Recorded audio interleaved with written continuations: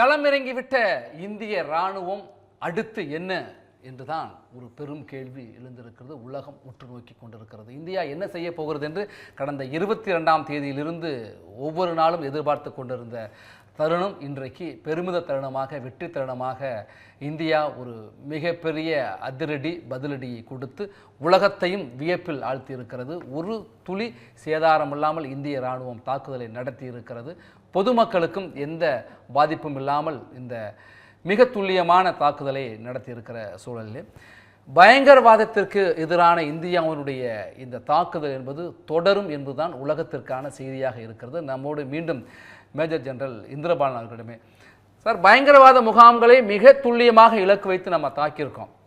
பயங்கரவாத முகாம்களை அழிப்பதில் இந்தியாவிற்கான உரிமை பங்கு அதிகமாக இருக்கு என்று வெளியுறவுத்துறையினுடைய செயலாளரும் குறிப்பிடுறார். அப்போ வெளியுறவுத்துறை செயலாளரே இதை குறிப்பிடுறார் அப்படின்னா இது உலக நாடுகளுக்கு கொடுக்கப்படுகிற ஒரு செய்தி. இப்போ உலக நாடுகள் எந்த அளவுக்கு இந்தியாவோடு துணை நிற்க போகிறார்கள், வார்த்தையில் சொன்னதை எப்படி செயலில் காட்டப் போகிறார்கள் உலக நாடுகள் என்பதற்கான ஒரு களமாகவும் தளமாகவும் இந்த நேரம் அமைஞ்சிருக்கிற சூழலில் இப்போ பயங்கரவாதிகளுக்கு எதிரான இந்த முகாமிகள் மீதான தாக்குதலை இந்தியா தொடரப்போகிறது என்பது ஒரு விஷயத்தில் தெளிவாக இருக்கிற சூழலில் அடுத்த கட்டமான தாக்குதல்கள் ஒரு இராணுவ ரீதியிலான இதே போன்ற துல்லிய தாக்குதலாக இருக்குமா? சர்ஜிக்கல் ஸ்ட்ரைக்காக மட்டுமே தொடருமா, இல்லை கன்வென்ஷனல் போராக மாறுமா? அது வாராக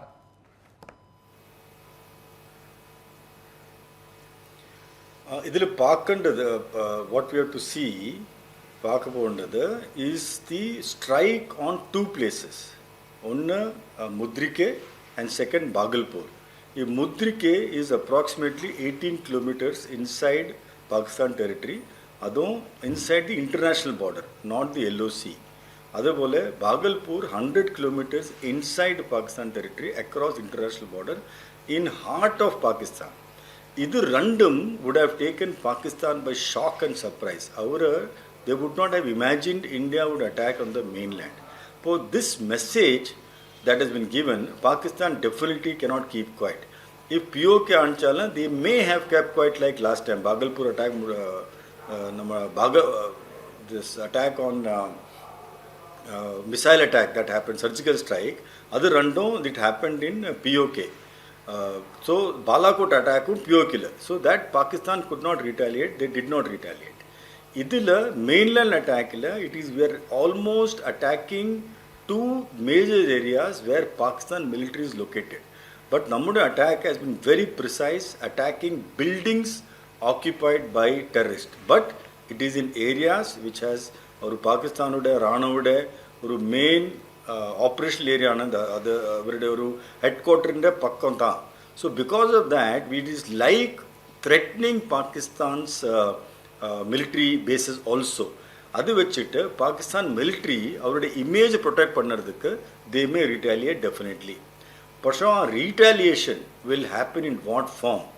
Will it happen in conventional form? Will it happen in unconventional form? அது மட்டும் நம்மளை பார்க்கணும். It is possible, to my mind, Pakistano, they will not want to escalate or seen as a nation which is escalating. எதுக்கு பாகிஸ்தானுக்கு international support இப்போ ரொம்ப கம்மி. Not even China is supporting them. China has in fact ஒரு பாகிஸ்தானுக்கு ஒரு slab கொடுத்துருக்குறேன் by saying that it regrets the attack by India and also but it is anti-terrorism. They are against terrorism பற்றி ஒரு statement கொடுத்துருக்கேன் which is a slap on Pakistan face. The only nation on which Pakistan was banking அதுவும் அவரை support இல்லை. இப்போ ಈ கண்டிஷன்ஸில் Pakistan will not want to escalate into a war. But they will also not want to be seen as a nation which is keeping quiet. And India itra major strike பண்ணிட்டு they went quiet. அது அவருடைய ஒரு பாகிஸ்தான் ஆர்மிக்கு ஒரு ரொம்ப insult ஆகிப்போம். அதுக்கு they will strike back. That strike back if my anticipation, in my understanding what it can be, ஒன்று possibly using their own missiles to strike on Indian ammunition dump, if not on military installations. Some logistic installations attack பண்ண முடியும் அவருக்கு, both in Kashmir as well as some parts of India's mainland அவருக்கு attack பண்ண முடியும். They may try that using stand-off attack.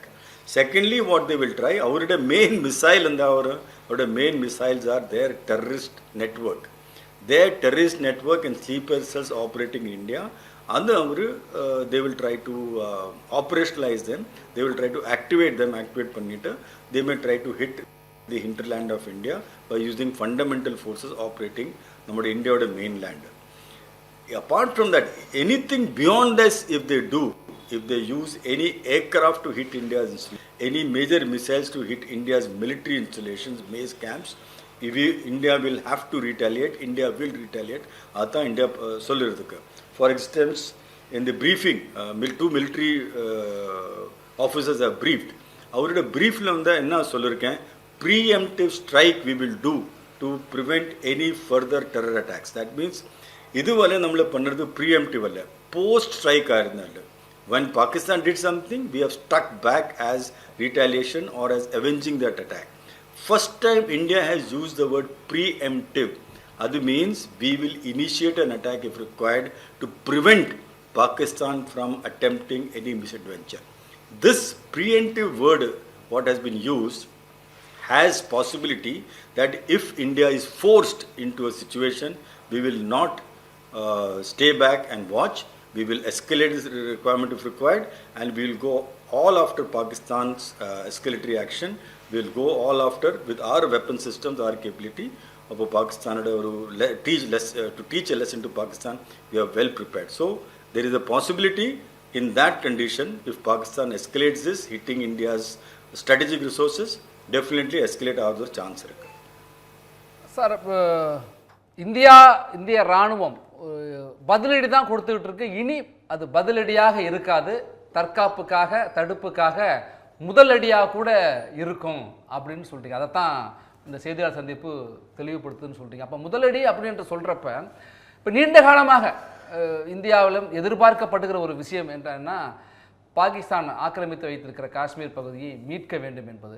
இப்போ அது மீட்பதற்கான இது சரியான தருணம், அதற்கான நேரம் நெருங்கி விட்டது என்று சொல்லலாமா? பிஓகேவை மீட்பதற்கான நேரம் அப்படின்னு.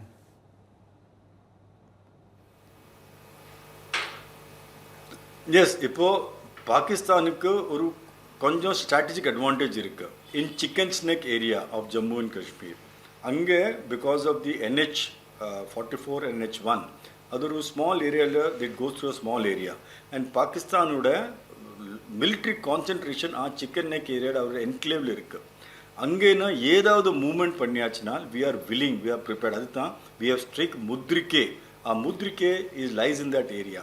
வி ஹவ் ஆல்ரெடி ஒரு மெசேஜ் கொடுத்துருக்கேன், any movement by Pakistan army to threaten chicken snake, we will they may end up having preemptive strike. முதலடி பண்ண முடியும். அதே போல் முசஃபராபாத் is headquarter and capital of POK. அதுவும் டீப் இன்சைட் POK. அங்கேயும் பாகிஸ்தான் ஆர்மியோட கான்சென்ட்ரேஷன் இருக்குது. அவருடைய the FCNA headquarter and the headquarter of Pakistan 10 crore அங்கே இருக்குது இன் முசஃபராபாத். அங்கேயும் நமக்கு அடி ஸ்ட்ரைக் பண்ண முடியும். Along with that, we have said the strike may be preemptive.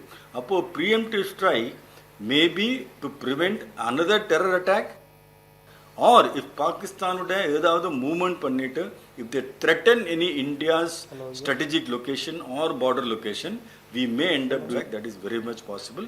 அது காரணம் பாகிஸ்தான் ஒரு பால் இப்போ பாகிஸ்தானோட கோர்ட்ல. The onus is on Pakistan to decide என்ன ஆக்ஷன் அவர் பண்ணணும். Should it be escalatory? Should it be conciliatory?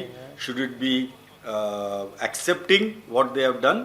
Or should it be calling us for sitting on the table and talking to dismantle terror network? These 4 options-la enna option Pakistan edukano adu avarude choice.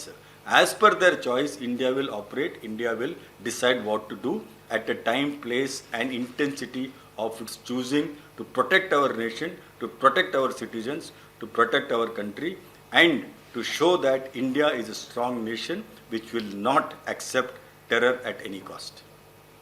நம்ம தொடர்ந்து பேசுவோம் sir. Niranjan sir, நீங்கள் முன்னாடியே சொல்ல வந்தீங்க, தாக்குதல் நிச்சயமாக இனிமே பதிலடி இல்லை, முதலடி தான் அப்படிங்கிறாங்க. அந்த முதலடிங்கிறது இனிமேல் எப்படி இருக்கும்? வியூகம் மாறுது, களம் மாறுது. இல்லை, களம் மாறவில்லை, வியூகம் மாறவில்லை, மாறியிருப்பது கண்ணோட்டம், அரசியல் கண்ணோட்டம்.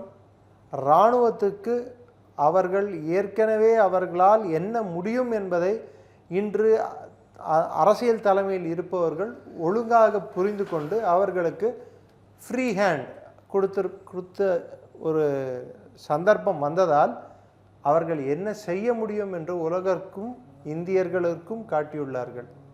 So this is nothing but an complete அந்த 3 சர்வீஸோட அவங்களுக்குன்ட்டு அவங்க ஆக்ஷன் எடுக்க முடியும், அவங்களால என்ன பண்ண முடியும்னு சொல்லிட்டு உலகுக்கு காட்டுற விதமான ஒரு செயல்தான் இது. இதுக்கு அரசியல் தலைமை நாங்கள் பண்ணோன்னு சொல்லிட்டு எடுத்துக்காம அதை பெருந்தன்மையோடு அதிகாரிகளிடமே ஒப்படைத்துள்ளார், கொடுத்துட்டாங்க ஆல்ரெடி. ஆமா, அதுவும் பெண் அதிகாரிகளை அனுப்பி நாரி சக்தி, பிரதமர் அப்பப்போ சொல்லுவார் நாரி சக்தின்னு சொல்லிட்டு, அது மாதிரி விமன் ஆஃபீஸர்ஸை அனுப்பி பிரீஃபிங் கொடுத்துருக்காங்க. இது பாகிஸ்தான் இராணுவத்திற்கு கொடுத்த தக்க பதிலடி.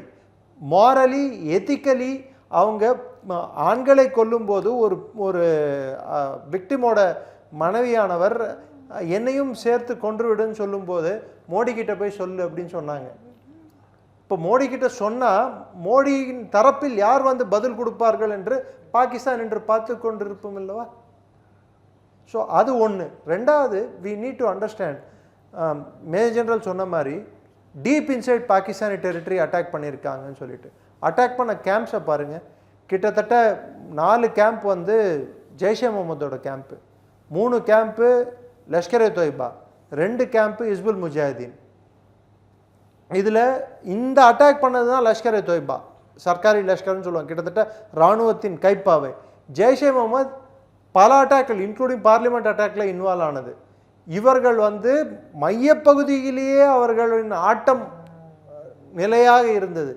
அதை கேள்வி கேட்கும் நிலையில், அவர்களை தகர்க்கும் நிலையில் நாம் இல்லை. அதை விட்டுட்டு பிற்காலத்தில் நாம் பல்வேறு இடங்களில் போய் அமெரிக்கா கிட்ட கம்ப்ளைண்ட் பண்ணுறது, சைனா கிட்ட கம்ப்ளைண்ட் பண்ணுறது, அவங்க கிட்ட கம்ப்ளைண்ட் பண்ணுறது. இன்னைக்கு அடித்து காட்டினதால என்ன ஒரு புரிதல் எல்லாருக்கும் ஏற்படும்னா, இனிமேல் தப்பித்தவறி இது மாதிரி தாக்குதல்கள் ஏற்பட்டால் அடிச்சிட்டு பேசிக்குவோங்கிறாங்க. இந்தியா முதல்ல அடிக்கும், அதுக்கப்புறம் பேசும் சொல்லிட்டு. ஸோ த த்ரெஷோல்டு அப்படின்வாங்க, எங்கள் பொறுமைக்கு எல்லை. அந்த பொறுமையின் எல்லையை இன்னும் கம்மியாயிடுச்சு. பொறுமை எங்களுக்கு இல்லை சாமி, நீ ரொம்ப வாலாட்டினா நீ நினைச்சாலே அடிப்பேன் நான். If you think, even dare to think to hit India, will punish you. Cost அப்படின்வாங்க. நீ இதை பண்ண நேரிட்டால் விளைவுகள் இவ்வளோ பயங்கரமாக இருக்கும். அந்த விளைவுகளை நீ உன் நாடு பொருளாதார ரீதியில், அதே சமயம் மக்களின் ஜீவாதார ரீதியில், கலாச்சார ரீதியில் உன்னால் சந்திக்க முடியாது. உன் நாடு துண்டாடப்படும். உன் நாட்டு மக்கள் எதன் மீது அதிகம் நம்பிக்கை வைத்துள்ளார்களோ, ஃபார் எக்ஸாம்பிள் அவங்க அவங்க ஆர்மியை ரொம்ப ட்ரஸ்ட் பண்ணுவாங்க பொலிட்டீஷியன்ஸோட, அந்த ஆர்மியே கேலி கூத்தாக்கப்படும். அந்த ஆர்மி மீது இருக்கும் நம்பிக்கை சீர்குலையும். இதை தான் இந்த அட்டாக் காட்டியிருக்கு. இன்னைக்கு பாகிஸ்தானில் இருக்கிறவன் நிறைய பேர் காலைல வீடியோஸ் பார்த்தீங்கன்னா நிறைய பேர் என்ன கேட்டிருக்காங்க, ஆர்மி என்ன பண்ணிட்டு இருந்தது, தூங்கிட்டு இருக்கா அப்படிலாம், தூங்கிட்டு இருக்கா, என்ன நடந்துட்டு இருக்கு. 4 குண்டு மௌலானா மசூத் அசரோட கேம்ப், அதாவது பாவல்பூர்ல விழுது. என்ன பண்ணிட்டு இருக்காங்க? இந்த ஆர்மி இருந்தா என்ன, இல்லாட்டியர். இந்த அவநம்பிக்கை தேவை. அவங்க இராணுவம் எந்த சண்டையுமே ஜெயிக்காம குத்திக்கிட்ட மெடல் இங்க இருக்கு பாருங்க. அப்பாவிகளை கொன்று அந்த நாட்டிலையும் மற்ற நாடுகளிலும் தீவிரவாதத்தை வளர்த்து அந்த மெடலுக்கு இன்னைக்கு அக்கௌண்டபிலிட்டி கிடைக்கணும். அண்ட் தேர்ட் முக்கியமான பாயிண்ட், இம்பார்ட்டண்ட்டான point, economically Pakistan has to be bled. பொருளாதார ரீதியில் இது மாதிரி தாக்குதல்கள் நடத்த நம்மளுக்கு பொருளாதாரம் இருக்கு. பாகிஸ்தானுக்கு இந்த மாதிரி தாக்குதல் நடத்த ஒன்று அவங்க தீவிரவாதிகள் நாடுன்னு சொல்லிட்டு ப்ரூவ் ஆகும்.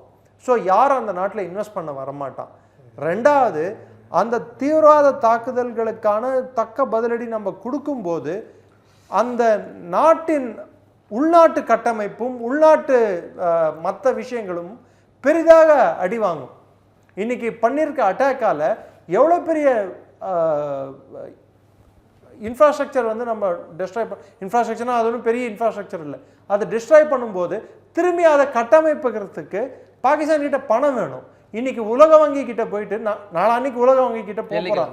வெள்ளிக்கிழமை போயிட்டு $7.5 பில்லியன் எனக்கு 24th ரீஷெடியூல்மெண்ட் லோன் கேட்க போகிறோம் ஐஎம்எஃப் கிட்ட. அது எப்படி கொடுப்பாங்க?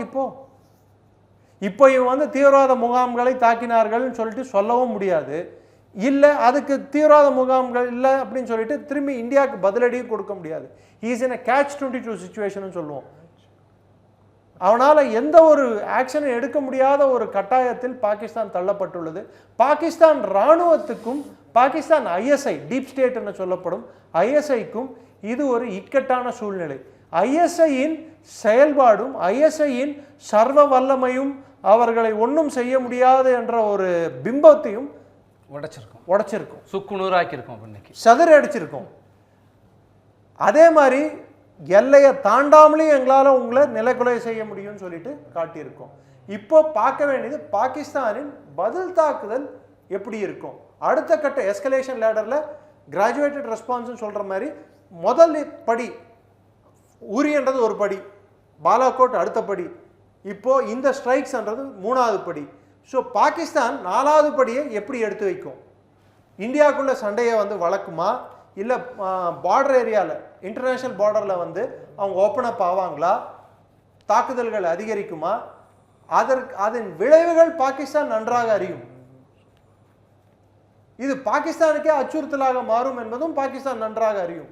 ஸோ இப்போ நம்ம இது எல்லாத்தையும் இப்போ பாகிஸ்தானில் இருக்கக்கூடிய அரசியல்வாதிகளும் சரி இராணுவ அதிகாரிகளும் சரி அவர்கள் பெரும் குழப்பத்தில் உள்ளாயிருப்பார்கள். நம்ம தொடர்ந்து பேசலாம் சார். நம்மளோட கர்னல் தியாகராஜன் தொலைபேசி வழியாக இணைஞ்சிருக்காரு. சார் வணக்கம். மிக சரியான ஒரு பதிலடியை மிக துல்லியமாக இந்திய இராணுவம் கொடுத்திருக்கிறது. இன்னும் பயங்கரவாதிகள் முகாம்களை முற்றிலுமாக அழித்தொழிப்போம் என்று இந்தியா தெரிவித்திருக்கிற சூழல்ல அடுத்தடுத்த இது முதல் கட்டம் தான், தொடக்கம் தான் என்றெல்லாம் சொல்றாங்க. அடுத்த கட்டம் அடுத்தடுத்து என்னவாக இருக்கும் சார்? அதாவது நம்மளுடைய முதல் அசைவை நம்ம காமிச்சிட்டோம். குவார்டினேட்டட் ஒரு ஸ்விஃப்ட் ஆக்ஷன் அப்படின்னு சொல்லலாம்.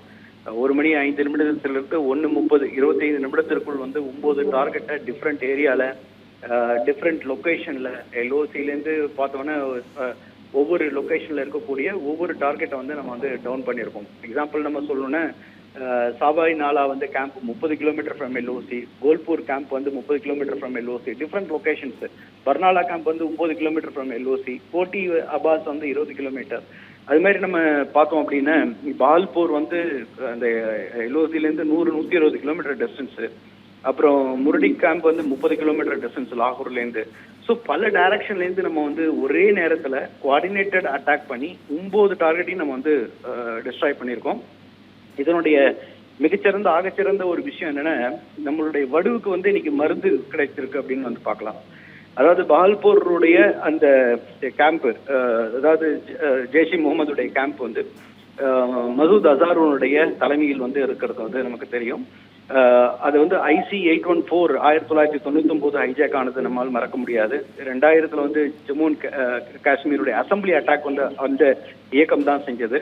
2001 நம்மளுடைய கோவிலாக கருதப்படுகின்ற புனிதமாக கருதப்படுகின்ற நம்மளோட பார்லிமெண்ட் அட்டாக் அவர்கள் தான் செய்தார்கள். 2016 பத்தான்கோட் அவங்க தான் பண்ணாங்க. 2019 புல்வாமாவும் அவர்கள் தான் செய்தார்கள்.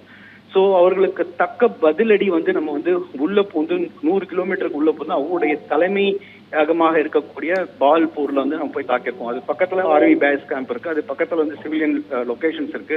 அவர்கள் மீது தாக்காமல் கரெக்டா துல்லியமாக அவர்கள் தாக்கியிருக்கோம்.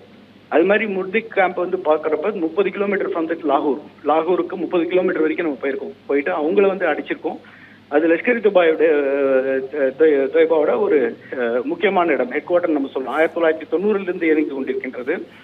ஹஃபீஸ் சையத் அவருடைய தலைமை டெரரிஸ்டார் இருக்கக்கூடியவர். அவரு 26/11/2008 மும்பை அட்டாக் நம்மால் மறக்க முடியாது. என்னால் அந்த வடுவை எனக்கு எப்போதுமே பேசிட்டு இருப்பேன். எந்த ஒரு இருந்தாலும் எனக்கு 26/11 வரும். நம்ம ஒண்ணுமே செய்யாம போயிட்டோம். அப்ப இருந்த தலைமை ரொம்ப வீக்கா இருந்தது. எந்த ஒரு ஆக்ஷனுமே நம்ம செய்யல, திருப்பி அடிக்கல அப்படின்னு. அதுக்கான ஒரு அருமருந்தாக அதையும் நாம் தகர்த்திருக்கின்றோம். ஆகையால் நமது ஹிஸ்டரியில நமக்கு என்னென்ன தீவிரவாதத்தால் வடு இருந்ததோ அதற்கு அருமருந்தாக இந்த தாக்குதல் இருக்கிறத நம்மால் பார்க்க முடிகின்றது. இந்த ஆபரேஷன் சிந்தூர் அப்படிங்கிறது மிகவும் உணர்ச்சி வசமாக உணர்வு பூர்வமாக வந்து கொடுக்கப்பட்ட பெயர் அப்படின்னு சொல்லலாம். அந்த சிந்தூர் அப்படிங்கிறது மணமான பெண்களுக்கு நெற்றியில் வைக்கின்ற பொட்டு. அந்த கணவர்களை வந்து கொன்று அவர்களை வந்து விதவையாக்கி அந்த சிந்தூரை வந்து அவர்கள்ட்ட எடுத்த அந்த சிந்தூர் தான் அவர்களை ஆபரேஷன் சிந்தூராக அழித்திருக்கின்றது அப்படின்னு ரொம்ப அழகா வந்து அதை வந்து கொண்டு போயிருக்காங்க. நிச்சயமாக உணர்வுபூர்வமாக நமது வலிமையை வந்து உலகத்திற்கு காமிக்கக்கூடிய, நம்முடைய டிட்டரன்ஸை வந்து நமக்கு எனிமிக்கு காமிக்கக்கூடிய, ஈவன் சைனாக்கு சொல்லக்கூடிய ஒரு நிகழ்வாக ஒரு தொடர்ந்து ஒரு ஒரு ஒரு தொடரப்பட்ட ஒரு நிகழ்வாக பார்க்கிறோம். அதாவது ஒரு டைட்டில் தான் போயிருக்கு, பிக்சர் இன்னும் பேலன்ஸ் இருக்கு. ஸோ இது வந்து ஒரு டே 1ல தான் நம்ம இருப்போம் அப்படின்னு நான் வந்து பார்க்குறேன். நன்றி சார் உங்களுடைய கருத்துக்களை நன்றி சார் உங்களுடைய கருத்துக்களை பகிர்ந்து கொண்டமைக்கு.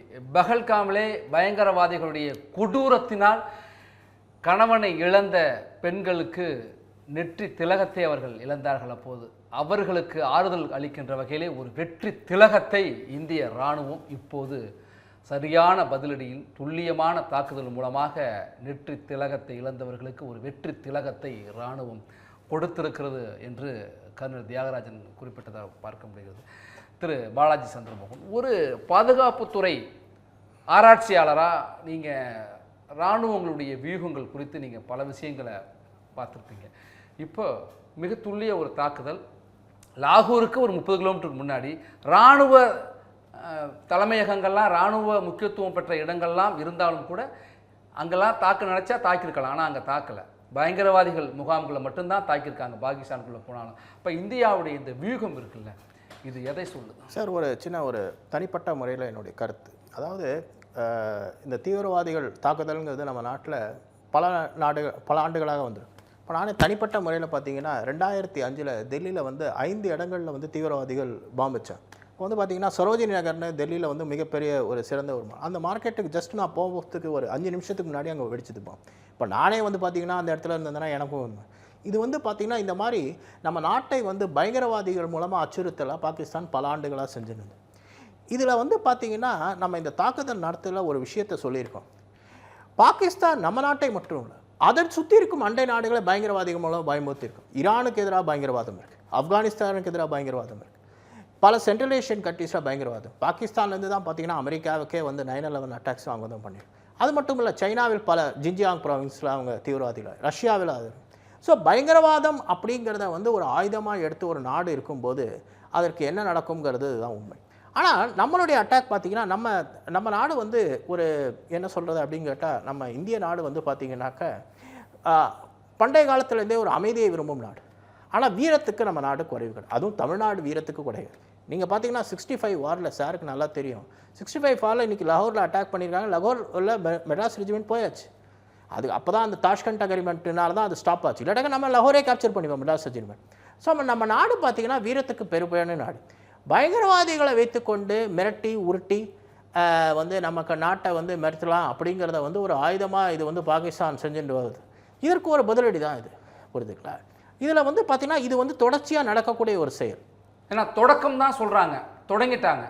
அப்போ பாகிஸ்தான் என்ன சொல்கிறாங்க அப்படின்னா, நாம் பயங்கரவாதிகள் முகாம்கள் தான் நடத்திருக்கோம். நான் அதை மீண்டும் குறிப்பிட்றேன், இராணுவ முகாம்களே அல்லது இராணுவத்திற்குடைய அலுவலகங்கள் இருக்கிற இடங்களில் கூட பக்கத்தில் தான் இருக்குது, இலக்காக வைக்கலை. பயங்கரவாதிகள் முகாம் தான் மிக துல்லியமாக தாக்கியிருக்கோம். ஆனால் பாகிஸ்தான் என்ன சொல்லுதுன்னா, நான் இல்லை, எங்கள் மீதான போரா கருதுறோம், நாங்கள் பதிலடி கொடுப்போம் அப்படின்னு கொடுக்கலாம். பதிலடியெல்லாம் எல்லாம் கொடுக்கலாம். அதெல்லாம் வந்து பார்த்தீங்கன்னாக்கா நீங்கள் வந்து பார்த்தீங்கன்னாக்கா இது வந்து பார்த்தீங்கன்னா கார்கில் போர்லேயே என்ன நடந்தது அப்படின்னு கேட்டிங்கன்னா, கார்கில் போரில் யார் வந்தாங்க? தீவிரவாதிகள் தான் வந்தாங்க. ஆனால் ரொம்ப நோட் பண்ணால் அவங்க ஆர்மி ஆஃபீஸர் வந்திருக்காங்க. அவங்க இறந்த போது கூட அந்த சவத்தை கூட அவங்க எடுத்துன்னு போகல. அவங்க நாட்டுடைய இவங்க, ஆனால் நம்ம மரியாதை கொடுத்து அவங்களுக்கு இது பண்ணும், ஆனால் அதுவே பண்ணல. இதுதான் அந்த நாட்டுடைய நிலைமை. இந்த மாதிரி ஒரு நிலைமையில் இருக்கும்போது இவங்க வந்து பார்த்திங்கன்னா இவங்களை வந்து ஆதரித்த பல நாடுகள் உண்டு. அமெரிக்காவிலேருந்து சீனாவிலேருந்து பல நாடுகள் இவர்களை ஆதரித்திருக்காரு. 71 போரில் பார்த்திங்கன்னா நமக்கு எதிராக உலகமே இருந்தது. இன்றைக்கி பங்களாதேஷ் வந்து தனி நாடாகிறதுக்கு காரணமே வந்து இந்தியா தான். ஆனால் இன்றைக்கி வந்து அதை வந்து அந்த நாடு மன்னனா கூட ஒரு இதுவாக இருந்திருக்கு. இந்த மாதிரி ஆக்சுவலாக பார்த்திங்கன்னா மிரட்டி உருட்டி ரவுடித்தனம் பண்ணி உலகத்தையே மிரட்டான்னு நினைக்கிற நாடுகளுக்கு என்ன பதிலடியோ அதுதான் நம்ம கொடுத்துருக்கோம். வெளியுறவுத்துறை செயலாளர் விக்ரம் மிஸ்ரியுடைய அந்த செய்தியாளர் சந்திப்பில் இன்னொரு விஷயத்தையும் சொன்னார். பாகிஸ்தானில் இருக்கிற பயங்கரவாத முகாம்கள், அந்த கட்டமைப்புகள் முற்றிலுமாக அழிக்கப்படும். தீவிரவாதிகளை ஆதரிக்கும் எந்த நாடாக இருந்தாங்க, தீவிரவாதிகளை இப்போ பார்த்தீங்கன்னாக்கா பங்களாதேஷ் கூட வந்து பார்த்தீங்கன்னாக்கா வந்து மியான்மாரில் வந்து பார்த்தீங்கன்னாக்கா 2014 நம்ம தாக்குதல் நடத்தினோம். 2015 தாக்குதல் நடத்தினோம். அது பார்த்தீங்கன்னாக்கா 16க்கு ஒரு ப்ரீகர்சர். தீவிரவாதிகளையும் ரவுடிகளையும் வைத்துக்கொண்டு அமைதியாக இருக்கும் மக்களை வந்து மிரட்டி உருட்டி வந்து செயல்படலாம் அப்படிங்கிறத வந்து ஒரு காட்சி பொருளாக செயல்போது நம்ம அது தாக்குதல் நடத்தி தான் ஆகணும். தாக்குதல் நடத்துறதுக்கு அமைதியாக இருக்க முடியாது. தாக்குதலை ஆரம்பித்தது யார் இல்லையா? தாக்குதலை ஆரம்பித்தது யார்? அதை ஆரம்பித்தது போது அதற்கான தக்க பதிலடியை நாம் கொடுத்த வேண்டும். இதில் இன்னொரு விஷயம் என்னென்னா, நம்ம நாடு வந்து பார்த்திங்கனாக்கா பண்டைய காலத்துலேருந்தே அமைதியை விரும்பும் நாடாக இருக்கலாம். ஆனால் இப்போ நம்ம நாட்டுடைய மக்களுக்கு விழிப்புணர்வு வந்திருக்கு.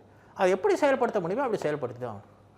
அதற்கான ஒரு ஜனநாயக முறையில் தேர்ந்தெடுக்கப்பட்ட ஒரு அரசாங்கம் பார்த்தீங்கன்னாக்கா தீவிரவாதிகள் தாக்குதல் நடத்தும் போது கையை கட்டின்னு இருக்க முடியாது. நேற்றுக்கே பார்த்தீங்கன்னாக்கா நான் கூட பல பத்திரிகையாளர்களுக்கு, என்னுடைய பத்திரிகையாளர் நண்பர்களுக்கு நான் தொலைபேசியில் பேசுகிறேன். கண்டிப்பாக ஏதாவது ஒன்று நடக்கும். ஏன்னா எப்போ வந்து ஒரு நாடு வந்து சைலண்ட் ஸ்டேட்ஸ்க்கு வந்து டைரக்டிவ் கொடுத்துருக்காங்களோ அப்போவே வந்து அவங்க உஷாராக வந்து ஏதோ செய்ய போகிறாங்கன்னு தான் அர்த்தம். There is no doubt about that.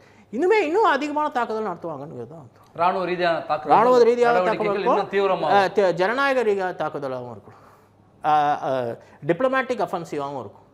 இதுதான் நம்ம நாடுடைய செயல்பாடு. நிரஞ்சன் சார், பயங்கரவாத முகாம்களை தாக்கி அழித்தொழிப்பது ஒரு கடமையாக இருக்கும் அப்படின்னு சொல்கிற சூழலில் இப்போ இன்றைக்கு பாகிஸ்தான் ஆக்கிரமிப்பு காஷ்மீர் பகுதியிலையும் தாக்குதல் நடந்திருக்கு, பாகிஸ்தானுக்குள்ளேயும் போயிருக்கோம்.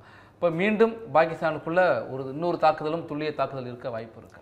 Simple logic sir. பாகிஸ்தானோட ஸ்ட்ராட்டஜி, அதாவது அவர்கள் நம் மீது புரியும் போரானது 1970கள் கடைசி பகுதியில் அவர்கள் எடுத்துகிட்டு வந்த ஒரு போர் வியூகம்.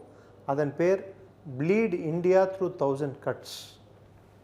இந்தியாவை உள்ளேயே 1000 வெட்டுகள் மூலம் ரத்தம் கசிய வைத்து இந்தியாவை துண்டாட வேண்டும் என்ற சூழ்ச்சி தான் அவர்களது. இப்போது நமது வேலை to bleed Pakistan without entering Pakistan. பாகிஸ்தானில் காலடி எடுத்து வைக்காமலேயே பாகிஸ்தானை துண்டாடுவது. அதை வெற்றிகரமாக செய்து கொண்டு தான் இருக்கிறோம். எப்படின்னு நீங்கள் கேட்கலாம். ஒரு பக்கம் தாலிபான் கூட போய் நம்ம பேச்சுவார்த்தை நடத்திட்டு இருக்கோம். இன்னொரு பக்கம் பலூச்சிஸ்தானில் ரெபல்ஸ் வந்து டெய்லி பேசிஸில் பாகிஸ்தான் இராணுவத்தை கொன்று குவித்து கொண்டு இருக்கிறார்கள். இன்னொரு பக்கம் வந்து சிந்தில் பிரச்சனைகள் வளர்ந்துட்டு இருக்கு. இன்னொரு பக்கம் தண்ணியை நிறுத்தி இருக்கோம். அவங்களோட அக்ரிகல்ச்சர் இன்புட் தேவையான தண்ணி 28% குறையறதுக்கான வாய்ப்புகள் உண்டு. அதாவது இப்போது சாகுபடி பண்ணுற காலகட்டம். இது இல்லாமல் 25% அவங்க ஜிடிபி வந்து இதனால் அழியக்கூடும். ஸோ பொருளாதார அந்த நாட்டுடைய நீர்வளம் மற்றும் சுகாதாரத்துறை நிர்வாக இயக்குனர் என்ன சொல்லியிருக்காருன்னா, மிகப்பெரிய தண்ணீர் நெருக்கடியை எமர்ஜென்சியை நம்ம சந்திக்கிறோம் அப்படின்னு. சார் 300 ரூபா சார் ஒரு 25 லிட்டர் கேன். அங்கே இன்னைக்கு 300 ரூபா, சர்க்கரை 200 ரூபா, மைதா 500 ரூபா கிலோ. கற்பனையில் கூட நினச்சி பார்க்க முடியாது. சாமானியனோட வாழ்க்கையை யோசிச்சு பாருங்க. ஸோ இந்தியா மீது நீ போர் தொடுக்க வேண்டும் என்று நினைத்தாலே அதன் விளைவுகள் பயங்கரமாக இருக்கும். there is a cost. அந்த விலை நீ கொடுத்தாக வேண்டும். உன்னை நான் தொட தேவையில்லை. தொடாமல் கூட உன் வாழ்வாதாரத்தையும் ஜீவாதாரத்தையும் முற்றிலும் நான் தகர்க்க முடியும். ஆனால் இது பாகிஸ்தான் மக்களுக்கு நாம் புகட்டி இருக்கும் பாடமாக இருக்கே தவிர்த்து அவர்களை கொல்ல வேண்டும், அரக்கத்தனமாக கொல்ல வேண்டும் என்ற முயற்சியில் நாம் ஈடுபடவில்லை. அன்றும் இன்றும் நான் ஒரே வார்த்தை தான் சொல்லிட்டு இருக்கேன். ரத்தம் கசிய வேண்டும் என்று நான் சொன்னேன். யாரோட ரத்தம்? பாகிஸ்தான் காக்கி உடை அணிந்த அந்த கயவர்களின் ரத்தம். பாகிஸ்தான் இராணுவம் சொல்லிட்டு அப்பாவிகளை கொன்று குவிக்கும் அந்த கயவர்களின் ரத்தம் கசிய வேண்டும். அவர்களின் கைப்பாவைகளாக ஏவல் நாய்களாக செயல்படும் தீவிரவாதிகளின் ரத்தம் கசிய வேண்டும். இதை தான் நாம் எதிர்பார்த்தோமே தவிர்த்து அன்றாட கஷ்டப்படும் அவர்கள் வாழ்க்கையை ஓட்டுவதற்கே இது மாதிரி 200 ரூபா சர்க்கரை எங்கேருந்து வாங்குறது, 500 ரூபா மைதா எங்கேருந்து வாங்குறதுன்ட்டு கஷ்டப்படும் பாகிஸ்தானியர்களை நாம் தாக்க வேண்டும் என்பது நம் குறிக்கோள் அல்ல. அங்கே ஜனநாயகம் ஓங்க வேண்டும். அங்கே மக்களின் தேவைகள் பூர்த்தி செய்யப்பட வேண்டும். எத்தனையோ முறை பாகிஸ்தானுக்கு நாம் வழியும் கொடுத்து இருக்கிறோம், அமைதியும் அவர்களிடம் நாடி இருக்கிறோம். ஆனால் அவர்களுக்கு அமைதி என்ற வார்த்தைக்கு அர்த்தம் புரியாததனால் இப்போது இந்தியா கையில் எடுத்திருக்கும் ஆயுதம் ஆனது பாகிஸ்தானை அச்சுறுத்தக்கூடிய ஆயுதம். சம்ஸ்கிருதத்தில் சொல்லுவாங்க, மகாத்மா காந்தியே சொன்னாருன்னு கூட சொல்லுவாங்க, அஹிம்சோ பரமோ தர்மஹா, இருக்கிறதுலையே ஜீவகாரண்யம் தான் இருக்கிறதுலே பெரிய தர்மம் அப்படின்ட்டு. அதுக்கு பின்னாடி ஒன்று வரும், அதை மறைச்சிட்டாங்க கன்வீனியண்ட்டாக. தர்ம ஹிம்சை ததைவச்ச அப்படின்னாங்க. தேவைப்பட்டால் இம்சை தர்மத்தை காப்பாற்றுவதற்கு இன்னொரு உயிரையும் கொல்லலாம் அப்படின்னு சொல்லிட்டு அதன் வழிபாடு தான் இன்று நமது அரசாங்கம் இந்த ஒரு மற்ற உயிர்களை கொல்லுவது பாவம் என்றாலும் பெண்களையும் குழந்தைகளும் முதியவர்களையும் கையில் ஆயுதம் ஏந்தாதவர்களையும் கொன்ற இந்த பாகிஸ்தான் ஏவல் படைக்கும் பாகிஸ்தான் இராணுவத்துக்கும் பாடம் புகட்டும் வகையில் நாம் தாக்குதல்களை நடத்தினோம். இந்த தாக்குதல்கள் அதிகரிக்குமா என்று நீங்கள் கேட்ட கடைசி கேள்விக்கு பதில் ஒரே வார்த்தையில் சொல்கிறேன். அவர்கள் இதை அடுத்த கட்டத்துக்கு உயர்த்தினால் நாம் 2 அல்லது 3 கட்டங்கள் அதிகமாக உயர்த்துவோம். ஃபார் எக்ஸாம்பிள், அவங்க ஆர்ட்லரி ஷெல்லிங்க்குன்னு போனாங்கன்னா யுக்ரைன் கிட்ட ஆர்ட்லரி முக்கால்வாசி ஆர்ட்லரியை வித்துட்டாங்க. அவங்ககிட்ட ஆர்ட்லரி இல்லை. எவ்வளோ நாள் ஃபயர் பண்ண முடியும்? மிஞ்சி போனால் 7 நாள் ஃபயர் பண்ண முடியுமா? நம்ம 15 நாள் ஃபயர் பண்ணுவோம், 30 நாள் ஃபயர் பண்ணுவோம். இருக்கிற பார்டர் ஏரியாவில் இருக்கிற பங்கரை ஃபுல்லாக டெஸ்ட்ராய் பண்ணுவோம். என்ன பண்ணுவாங்க? the cost will be very high on Pakistan. அவர்களால் தாக்கு பிடிக்க முடியாது. இந்தியாவை தாக்கு பிடிக்கும் தன்மை அவர்களுக்கு இல்லை. இன்று இந்தியாவோட பொருளாதார சிச்சுவேஷனும் பாகிஸ்தானோட பொருளாதார சிச்சுவேஷன் ரெண்டுத்தையும் நீங்கள் எடுத்து பாருங்க. 9 பில்லியன் 10 பில்லியன் டாலர் கையிருப்பில் வைத்திருக்கும் பாகிஸ்தான் எங்கே? கிட்டத்தட்ட 700 பில்லியன் டாலர் வைத்திருக்கும் இந்தியா எங்கே? ரெண்டாவது, 3 நாள் எண்ணெய் வைத்திருக்கும் பாகிஸ்தான் எங்கே? கிட்டத்தட்ட 45 நாட்களுக்கு தேவையான எண்ணெய், 140 கோடி மக்கள் இருக்கும் இந்த நாட்டில் 45 நாட்கள் வரை தாக்கு பிடிக்கும் நிலையில் நாம் எண்ணெய் கிடங்குகள் வைத்துள்ளோம். நாம் எங்கே? ஸோ பாகிஸ்தான் இதையெல்லாம் புரிந்து கொண்டு தெரிந்து கொண்டு அவர்கள் திருந்தி வாழ நேரிட்டால் வாழ்வதற்கு வழி உண்டு.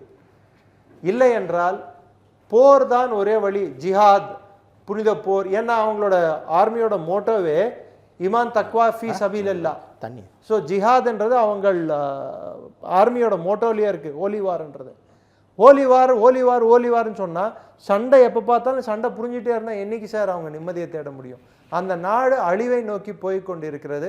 அதற்கு நாம் தான் காரணம் என்று அவர்கள் நினைத்தால் அவர்கள் தான் பெரிய முட்டாள்களாக இருப்பார்கள். நான் மீண்டும் சிறப்பு நிரலுக்குள்ளாக போகலாம். பாலாஜி சார், பிரதமருடைய பேச்சை கேட்டிருப்பீங்க. விண்வெளித்துறையில் மிகப்பெரிய சாதனையை இந்தியா நிகழ்த்தி இருக்கிறது. அந்த பல செயற்கைக்கோள்களை இந்தியா ஏவுகின்ற பொழுது பல நாடுகளுக்கும் இன்றைக்கு ஏவுகிற நிலையில் இஸ்ரோவிலேருந்து போயிட்டு இருக்கிற ஒரு சூழலில் அந்த சாதனைகளெல்லாம் பிரதமர் குறிப்பிட்டார். இந்தியாவினுடைய இந்த சாதனைக்குள்ளே இந்த தாக்குதலும் அடங்கியிருக்கு அப்படின்னு சொல்லலாம். ஏன்னா வான்வெளி தாக்குதல் மிக துல்லியமாக செயற்கைக்கோள்களோட உதவியோடு அந்த தாக்குதலும் நடத்தப்பட்டிருக்கிறதா என்று பார்க்க முடிகிறப்ப இப்போ இந்தியாவுடைய அந்த போர் வியூகம், ஒரு செயற்கைக்கோள் சார்ந்த தாக்குதல்கள், அடுத்தடுத்த கட்டங்கள். அதாவது முதலில் இந்த தாக்குதல் நடத்தியது, இந்த தாக்குதலுக்கு பின்னாடி என்ன நடந்தது? இந்தியா எப்படி பார்த்தீங்கன்னா கிட்டத்தட்ட ஒரு 10 ஆண்டுகளாகவே டிஃபென்ஸ் ப்ரிப்பரேஷன்ஸ் பார்த்தீங்கன்னாக்கா ரொம்ப விகரஸாக இருந்திருக்கு. இன்னும் நிறையா இருந்திருக்கணும், பட் ஆனால் அந்த அளவுக்கு இல்லை, பட் ஆனால் இருந்திருக்கு. போன வருஷம் பார்த்தீங்கன்னா உங்களுக்கு தெரியும், 3வது nuclear submarines with ballistic missiles நம்ம பண்ணோம். இதெல்லாம் எதற்காக பண்ணீங்க? பாகிஸ்தானுக்கு எதிராக கிடையாது, சைனாவுக்கு எதிராக இல்லைங்களா? இப்போ பார்த்தீங்கன்னா இன்னும் 2-3 பலிஸ்டிக் மிசைல்ஸை நம்ம டெவலப் பண்ண போகிறோம். S4 பலிஸ்டிக் மிசைல்ஸ் யாருக்கு நல்லா தெரியும். அதே மாதிரி ஏர்க்ராஃப்ட் கேரியர்ஸ், இதெல்லாம் எதுக்காக பண்ணுறோம்? நம்ம eastern fleet, western fleet, theatre command, இதெல்லாம் எதுக்காக பண்ணுறோம்னா பாகிஸ்தானுக்கு எதிராக, சைனாவுக்கு எதிராக இல்லையா? ஸோ நம்மளை விட ஒரு டஃப்பான ஒரு ஆப்போனண்ட்டுக்கு எதிராக நம்ம ப்ரிப்பேர் பண்ணிட்டு இருக்கும்போது உலக நாடுகளோட பாகிஸ்தான் ஒரு தவறான ஒரு நோக்கத்தோடு நம்மளை இங்கே அட்டாக் பண்ணியிருக்காங்க. அதோடைய ரெஸ்பான்ஸ் தான் இது. இந்த ரெஸ்பான்ஸ் பார்த்தீங்கன்னாக்கா இது என்ன சொல்கிறது அப்படின்னு கேட்டால், நம்ம நாடு இந்த மாதிரி ஒரு ரெஸ்பான்ஸ் கொடுக்கும் அப்படிங்கிறது பாகிஸ்தானுக்கு தெரிஞ்சிருக்கும். ஆனால் இந்த அளவுக்கு ஒரு விகரஸாக இருக்கும் தெரியாது. இதை விட அதிகமாக விகரஸாகவும் இருக்கும். அதுக்கு என்ன காரணம் அப்படின்னு கேட்டிங்கன்னா, பாகிஸ்தான் பல ஆண்டுகளாக ஒரு ஸ்ட்ராட்டஜி ஒன்று ஃபாலோ பண்ணியிருந்தாங்க இல்லைங்களா. அதில் என்னென்னா, அவங்க வந்து அமெரிக்காவுக்கு சாதகமாக இருந்தாங்க, சைனாவுக்கு சாதகமாக இருந்தாங்க, தீவிரவாதிகளை ஆதரிச்சிருந்தாங்க. அதாவது மத ரீதியாக இந்தியாவில் வந்து நாங்கள் வந்து ஒரு குறிப்பிட்ட மதத்துக்கு சாதகமாக இருக்கோம், இந்திய அரசு அந்த குறிப்பிட்ட மதத்துக்கு சாதகமாக இல்லை, இந்த மாதிரி ஒரு கேமை வந்து ரொம்ப ஆண்டுகளாக அவங்க வந்து விளையாடிட்டு வந்தாங்க. எப்போ சுதந்திரம் அடைஞ்சதோ அதுலேருந்து, ஈவன் சுதந்திரத்துக்கு முன்னாடியிலேருந்து. அதை வந்து பார்த்திங்கனாக்கா இது பண்ணது வந்து அப்படின்னு கேட்டிங்கன்னா நம்ம இந்தியா தான். இந்தியா என்ன சொன்னாங்க அப்படின்னு கேட்டிங்கன்னா, இந்த கேம் முடிஞ்சுது, நம்ம யூஎஸோட ஸ்ட்ராட்டஜிக் பார்ட்னர்ஷிப் இன்க்ரீஸ் பண்ணோம், ரஷ்யாவோட இன்க்ரீஸ் பண்ணோம், சைனாவுக்கு எதிராகவும் இருக்கும். சைனா வந்து பார்த்திங்கன்னா எதற்காக வந்து இன்றைக்கி வந்து பாகிஸ்தானுக்கு எதிராக சொன்னால் கூட, அவங்க உண்மையிலேயே வந்து பாகிஸ்தானுக்கு வந்து சாதகமாக இருந்தால் கூட இன்றைக்கி தீவிரவாதத்துக்கு எதிராக பாகிஸ்தான் ஆதரவாக இருக்கும்போது அதுக்கு எதிராக தான் பேசியாகணும். ஏன்னா அவங்க பேசி தான் ஆகணும், வேறு வழி கிடையாது. ஆனால் நம்ம பார்த்திங்கனாக்கா பாகிஸ்தான் மட்டும் இல்லை, நம்ம அண்டை ஆண்டுகளுக்கும் ஆன்டி இண்டியா ப்ரொசீஜர் அப்படிங்கிறத வந்து அவங்க வந்து ஒரு பிளட் லைனாக வச்சுருக்காங்க, ஒரு பாலிட்டிக்ஸாக வச்சுருக்காங்க. அதை எதிர்த்துருக்கோம். இப்போ பார்த்திங்கனாக்கா மால்தீவ்ஸில் பார்த்திங்கன்னா போன ஆண்டு பார்த்திங்கனாக்கா இந்தியாவுக்கு எதிராக சில இது பண்ணாங்க. ஏன்னா நம்ம பிரதமர் வந்து லட்சத்தீவுக்கு போனதுனால, லட்சத்தீவுக்கு டூரிசம்னால மாலத்தீவ்ஸ்க்கு டூரிசம்னுங்க, இதுக்கும் அதுக்கும் சம்மந்தமே இல்லை. நம்ம நாடை வந்து ஒரு இலக்காரமாக பார்த்த நாடுகளுக்கு ஒரு தெரியாத ஒரு பதிலடி கொடுக்கும்படியாக தான் நம்ம செஞ்சுருக்கோம். இந்த மாதிரி செஞ்சதோடைய ரீசன், இந்த மாதிரி ஒரு ஸ்ட்ராங் ரெஸ்பான்ஸுடைய ரீசன் தான் வந்து இன்றைக்கி பார்த்திங்கனாக்கா இந்த பல்காம் அட்டாக் வந்து பார்த்திங்கன்னா பாகிஸ்தானில் டீப் ஸ்ட்ரைக் பண்ணியிருக்கோம். இதுக்கு மேலே டீப் ஸ்ட்ரைக் பண்ணுவோம். அது வந்து பார்த்திங்கனாக்கா ஏன் வந்து அது இப்போ பார்த்திங்கன்னா சிடிஎஸ்ன்னு நம்ம கொண்டு வந்தோம், அதாவது இன்டிகிரேஷன் ஆஃப் த சர்வீசஸ் கொண்டு வந்தோம். இது இன்டிகிரேஷன் ஆஃப் த சர்வீசஸ் இப்போ ஏர்ஃபோர்ஸ் வந்து யூஸ் பண்ணலாம், நாளைக்கு நேவியை யூஸ் பண்ணலாம், வெஸ்டர்ன் ஃப்ளீட்லேருந்து நேவி யூஸ் பண்ணலாம், மேபி ஆர்மி வந்து ஃபோர்ஸ் பண்ணலாம், ஸ்பெஷல் ஃபோர்ஸஸ் யூஸ் பண்ணலாம், நம்ம வந்து எப்படி வேணாலும் அட்டாக் யூஸ் பண்ணோம். ஸோ இது வந்து எதுக்காகனா, நமக்கு பாகிஸ்தான் மக்கள் மீது நமக்கு எந்த விரோதமும் கிடையாது. ஆனால் பாகிஸ்தானில் இப்போ பார்த்தீங்கன்னா every country has got an army, but the army has got a country, அதான் பாகிஸ்தான். அந்த ஆர்மி வந்து பாகிஸ்தான்கிற ஒரு நாடை வச்சுட்டு தீவிரவாதிகளை வச்சுட்டு நம்மளை மிரட்டின்னு ஊட்டியிருந்தாங்க. அதை வந்து இது பண்ணோம், அதை வந்து ஸ்டாப் பண்ணோம். அப்படிங்கிறதுக்காக தான் நம்ம வந்து பார்த்திங்கன்னா மிக ஒரு ஸ்ட்ராங் ஒரு ரெஸ்பான்ஸ் ஒன்று கொடுத்துருக்கோம். அதாவது இன்னொரு ஒரு சின்ன நம்ம நாட்டில் பார்த்திங்கனாக்கா, நம்ம நாட்டில் வந்து பல மாநில மக்கள் இருக்காங்க, பல மாநில மக்கள் டாமினேட்டும் பண்ணாங்க பல மாநிலம். ஆனால் பாகிஸ்தானில் அப்படி கிடையாது. பாகிஸ்தானில் உள்ளே பிரச்சனை, அவங்க பலுச்சிஸ்தானில் பிரச்சனை, சிந்தில் பிரச்சனை, பஞ்சாபில் பிரச்சனை, பிஓகேயில் பிரச்சனை, வந்து ஈவன் கில்கிட் பாலிஸ்தானில் பிரச்சனை, அவங்களுக்கு எல்லா இடத்துலையும் பிரச்சனை. அப்படி பிரச்சனை இருக்கும்போது அதை டைவர்ட் பண்ணுறதுக்காக ஆன்டி இண்டியா ஸ்டாண்ட்ஸ் அதை நம்ம ஸ்டாப் பண்ணியிருக்கோம். இப்போ நம்ம எல்லாருமே ஒன்று பாகிஸ்தானுக்கு எதிராக அப்படிங்கிறத கொண்டு வந்திருக்கோம். இப்போ கடத்திருக்க தகவல் ஜெய்ஷ் இ முகமது அமைப்புடைய பயிற்சி மையத்தில் தாக்குதல் நடந்திருக்கு. மிக முக்கியமான அந்த தலைமையில் இருக்கிற மசூத் அசார் கொல்லப்பட்டிருக்கலாம், அவங்க குடும்பத்தினர் கொல்லப்பட்டிருக்காங்க, அவர் கொல்லப்பட்டிருக்கலாம் அப்படிங்கிற ஒரு தகவல் வந்திருக்கு. அந்த கட்டமைப்பை முற்றிலுமாக மசூத் அசாருங்கிற பேர் இருக்குது, அதுக்கப்புறம் ஹசீஸ் ஹவீதுன்னு பேர் இருக்குது. அதில் பார்த்தீங்கன்னாக்கா பலதரப்பட்ட பேர்கள் மாறும், உருவங்கள் மாறும். தாவூத் இப்ராஹிம் இருக்காங்க, அவங்க வந்து பார்த்திங்கன்னா தீவிரவாதி. ஒசாமா பின் லாடன் எங்கே இருந்தான்? ஆக்சுவலாக பாகிஸ்தான் மிலிட்ரி எஸ்டாப்ளிஷ்மெண்ட் பக்கத்தில் தான் இருந்தான். இந்த மாதிரி பார்த்தீங்கன்னா அப்போ அமெரிக்கா வந்து தாக்குதல் நடத்தினது சரி, அப்போ இந்தியா தாக்குதல் நடத்துவது தவிர அதுதான். இப்போ பார்த்தீங்கன்னாக்கா அமெரிக்காவில் வந்து தாக்குதல் நடத்தினது அது யார் வச்சுருந்தாங்க? ஒசாமா பின் லாடன் பக்கத்தில் ராவல்பிண்டி பக்கத்தில் தான் இருந்தான். அதாவது இந்த ஆடியோ வேட்டையாடுற மாதிரி ஒரு வேஷத்தை போட்டுட்டு அவங்க வந்து ஆடியே ஓனா வேஷம் போட்டுன்னு ஆடை இது பண்ணுற மாதிரிங்க கதை தெரியுமா? அந்த கதை தான் வந்து பாகிஸ்தான் ரொம்ப நாளாக பண்ணியிருந்தாங்க. அதை வந்து ஸ்டாப் பண்ணோம். இப்போ பார்த்தீங்கன்னா அவங்க வந்து ஆப்கானிஸ்தானில் வந்து வேர்ல்ட் ஆன் டெரர், நாங்கள் வேர்ல்ட் ஆன் டெரர்னாங்க. ஆனால் டெரரிஸ்ட்டை அவங்க சப்போர்ட் பண்ணியிருந்தாங்க. நீங்கள் டெரரிஸ்ட்டை வந்து வீட்டுக்கு பக்கத்தில் வச்சுட்டு அது பிறகு பாம்பை வந்து வளர்த்துட்டு நாங்கள் வந்து மற்றவங்களை கடிச்சதுன்னா அதுக்கு நாங்கள் பொறுப்பு இல்லைன்னு சொல்லியிருந்தாங்க. அதை வந்து ஸ்டாப் பண்ணோம். நீங்கள் ரெஸ்பான்சிபிள் எடுத்துக்கணும், போனோம் வரதுங்கிறது கிடையாது, நாங்கள் வந்து அட்டாக் பண்ணோம் அப்படிங்கிற சொன்னது தான் அது.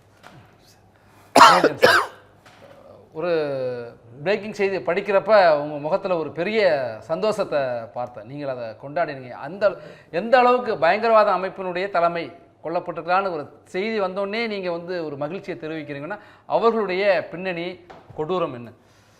ஆக்சுவலாக இந்த இன்ஃபர்மேஷன் வந்து இன்னும் டெவலப்பிங் ஸ்டோரி தான். அவரோட 10 குடும்பத்தினர் கொல்லப்பட்டுள்ளார்கள், குடும்பத்தினர் 10 பேர் கொல்லப்பட்டிருக்கிறார்கள். மசூத் அசரும் கொல்லப்பட்டிருக்கலாம்னு ஒரு ஐயம் இருக்குது. கன்ஃபார்ம் ஆச்சுன்னா நிஜமாகவே சந்தோஷப்பட வேண்டிய விஷயம். ஏன்னா IC-814 பிளேன் ஹைஜாக் பண்ணி இந்தியாவில் ஜெயிலில் இருந்த ஒரு கைதியை நாம் விடுவிக்க வேண்டிய கட்டாயத்துக்கு தள்ளப்பட்டோம். அந்த கைதி தான் மசூத் அசர். அந்த கைதி தான் பார்லிமெண்ட் தாக்குதலுக்கு மூளையாக செயல்பட்டவன். அந்த கைதி தான் இந்தியாவில் நடந்த பல்வேறு குண்டுவெடிப்புகளுக்கு மூளையாக செயல்பட்டவன்.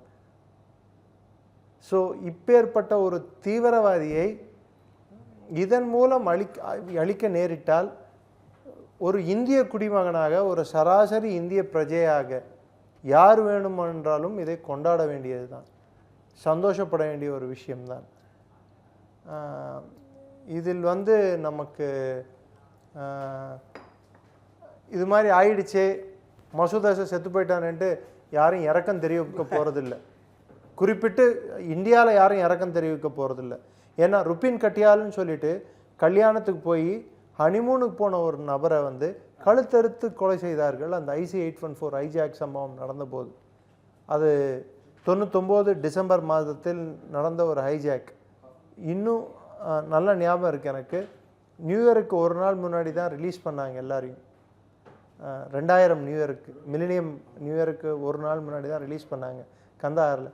அதற்கு நாம் கொடுக்க வேண்டிய விலை, வாஜ்பாய் அரசாங்கம் கொடுக்க வேண்டிய விலை மிகப்பெரிய விலையாக இருந்தது.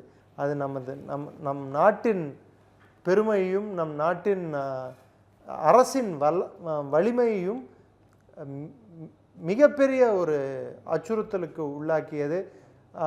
இன்னும் சொல்லப்போனால் நம்ம அரசு கையாலாகாத அரசு அப்படின்னு சொல்லிட்டு நிறைய பேர் கருத ஆரம்பித்தாங்க.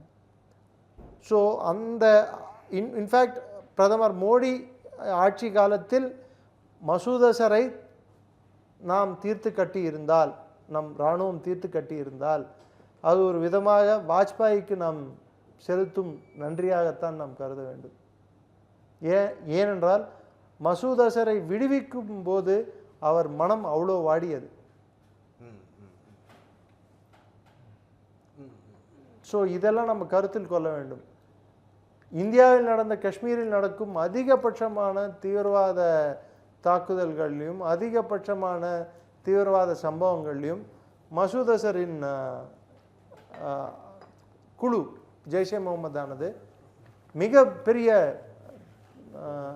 தாக்குதல்களில் ஈடுபட்டுள்ளது, இன்க்ளூடிங் காஷ்மீர் அசம்பிளி அட்டாக். 2001 அக்டோபரில் நடந்த காஷ்மீர் அசம்பிளி அட்டாக்லேயும் அவங்க தான் இன்வால்வ்டு. 35 பேர் இறந்து போயிட்டாங்க. கலுச்சாக் இன்சிடெண்ட், இது மாதிரி சொல்லிக்கிட்டே போகலாம். பார்லிமெண்ட் அட்டாக், எத்தனை இன்சிடெண்ட், எத்தனை அட்டாக்ஸ். அவனை ரைட் ராயலாக என்னோ பெரிய ஒரு நாட்டின் அதிபர் மாதிரி பாகிஸ்தானில் ட்ரீட்மெண்ட் கொடுத்துட்டு இருந்தாங்க. ஒரு 3-4 அடுக்கு பாதுகாப்புலாம் கொடுத்துருந்தாங்க. இவன் 10 அடுக்கு பாதுகாப்பு கூட கொடுக்கட்டும், இப்போ ஒரு அடுக்கு கூட மிஞ்சலை இல்லை. So that shows if Indian army decides, no force in the world can stop it. இந்திய முப்படைகளும் தீர்மானித்தால் உலகத்தில் எந்த பெரிய வல்லரசாகட்டும், எந்த பெரிய நாடாகட்டும் அதை நிறுத்தக்கூடிய சக்தி இல்லை. இங்கே தேவை வலிமையான தலைமை, அரசியல் தலைமை. அதான் இந்த இடத்துல இன்னொன்னே நம்ம பார்க்கலாம் சார். பிரதமர் பகல்காம் தாக்குதலுக்கு ஒரு கற்பனைக்கு எட்டாத வகையில் பதிலடி இருக்கும் அப்படிலாம் சொன்னாங்க. அவர் சொன்னது நேரம் குறைவு, இலக்கு பெரிது. அந்த இலக்கு தான் அவர் காட்டியிருக்க சொல்லி. பயங்கரவாதிகள் உலகின் எந்த மூலையில் இருந்தாலும் தேடி கண்டுபிடித்து கொல்லப்படுவார்கள், அழிக்கப்படுவார்கள் அப்படின்னு சொன்னாங்க. அதுதான் சுன்கே மாறேங்க, தேடி கண்டுபிடிச்சு கொல்லுவோம். It's an Israeli strategy.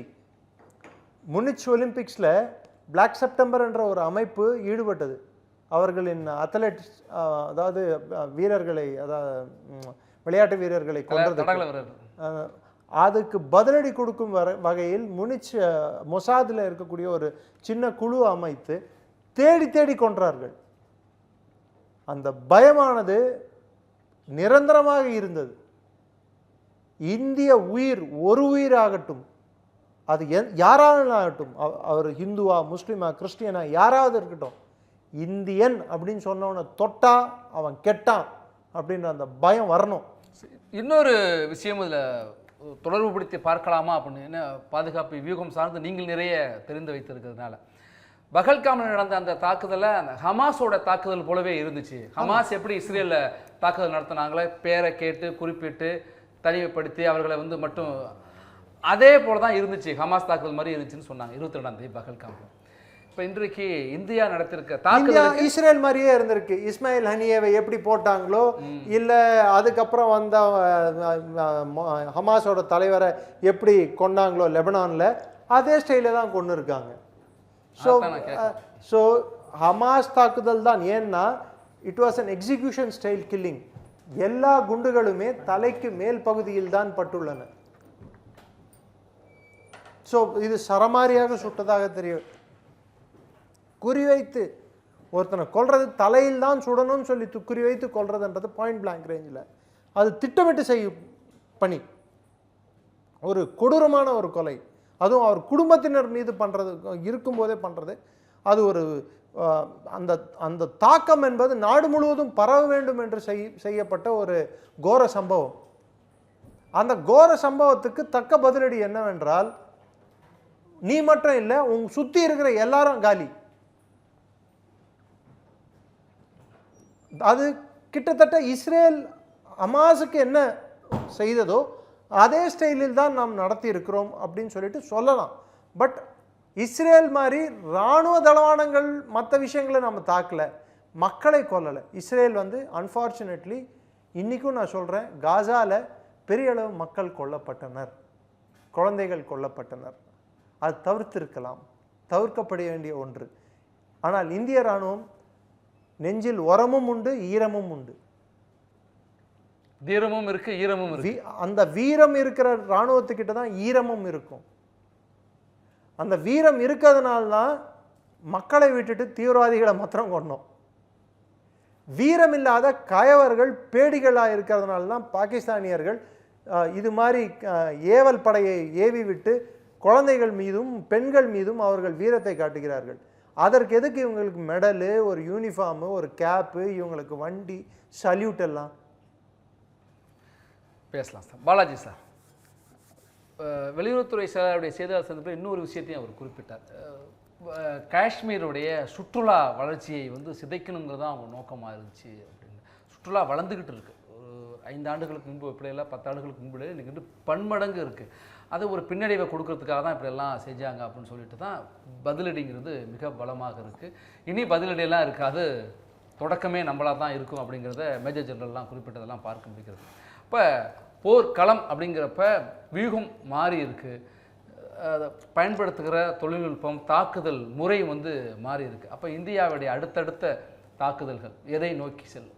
அதாவது அதுதான் முதல்ல சொன்ன விஷயந்தான். அதாவது பாகிஸ்தான் வந்து ஒரு கோபக்கார நாடு ஒன்று இல்லை, ஒரு முட்டாள் நாடு. நீங்கள் அந்த டூரிஸ்ட்டில் பார்த்தீங்கன்னா நிறைய பேர் பார்த்தீங்கன்னா, முதல்ல காஷ்மீரில் வந்து 60களில் எம்ஜிஆர் பாடல் ஒன்று இருக்குது, காஷ்மீர் காஷ்மீர். அந்த மாதிரி காஷ்மீர், சிம்லா இதெல்லாம் பார்த்தீங்கன்னா அவங்க வந்து என்ன பண்ணாங்க, முதல்ல 65, அதுக்கப்புறம் 60, 70க்கு அப்புறம் காஷ்மீரில் வந்து டூரிசம் ஸ்டாப் ஆகிடுது. இப்போ வந்து டூரிசம் அதிகம். யார் அதிகமான டூரிஸ்ட் போனாங்க? தென்னியர்ல இந்தியாவிலேருந்து நிறைய பேர் போயிருக்காங்க இல்லைங்களா?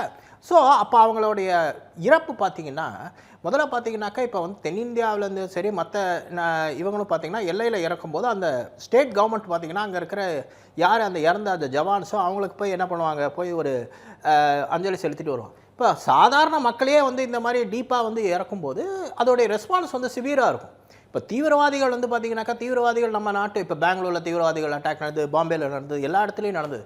அப்போ அதோடைய ரெஸ்பான்ஸ் வேறு, ஜெய்ப்பூரில் நடந்தது. இப்போ திரும்பி பார்த்தீங்கன்னா இந்த மாதிரி தீவிரவாதிகள் வந்து ரொம்ப சிவியராக இருக்கும். இது எதுக்கு தெரியுமா? ஆக்சுவலாக வந்து பாகிஸ்தான் மட்டும் இல்லை, நம்ம நாட்டுகளில் இருக்கிற அண்டை நாடுகள் எல்லாமே பார்த்தீங்கன்னா தீவிரவாதி இந்தியாவுக்கு எதிராக ஆன்டி இந்தியா அப்படிங்கிறதே ஒரு கோஷமாக வச்சுருக்காங்க. அவங்களுடைய ஐடென்டிட்டி பார்த்திங்கன்னா இந்த சப்கான்டினென்ட்டை விட்டு, ஏஷியா விட்டு வேறு சில நாடுகளோடைய, ஏஷியாவில் இருக்க சைனா, முன்னாடி இருந்த நாடுகளோட அவங்களுடைய சப்போர்ட்டை வச்சு பண்ணால் அதை ஸ்டாப் பண்ணணும்.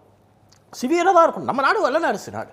நீங்கள் வந்து பல்காமில் அட்டாக் பண்ணிங்கன்னா காஷ்மீர்லேருந்து கன்னியாகுமரியிலேருக்கு, பாம்பேலேருந்து அவங்களுக்கு வந்து அருணாச்சல் பிரதேஷ் வரைக்கும் நம்ம நாடு ஒரே நாடு. அதை வந்து சிவியராக காட்டணுங்கிறதுக்காக தான் இந்த மாதிரி ஒரு இது ரெஸ்பான்ஸ் கொடுத்துருக்காங்க. இதில் எந்த தவறும் இல்லை. அதில் பார்த்தீங்கன்னா இன்னும் சில விஷயங்கள், நுணுக்கமாக சில விஷயங்கள் இருக்குது. மேஜர் ஜெனரல் சொரான் லெஃப்டினன்ட், அதாவது இதில் வந்து பார்த்திங்கன்னா நமக்கு வந்து பாகிஸ்தானுக்கு ஆன இன்டெலிஜென்ஸ் உளவுத்துறை வந்து பார்த்திங்கன்னா நம்மக்கிட்ட நிறைய இருந்தது. இப்போ MK நாராயணன் அப்படிங்கிறவர் பார்த்திங்கன்னா அவர் வந்து இன்டெலிஜென்ஸில் இருந்தார், தமிழ்நாட்டை சேர்ந்தவர். அவர் வந்து பார்த்திங்கன்னா முதிர்ச்சி நேஷனல் செக்யூரிட்டி அட்வைசராக இருந்தார்.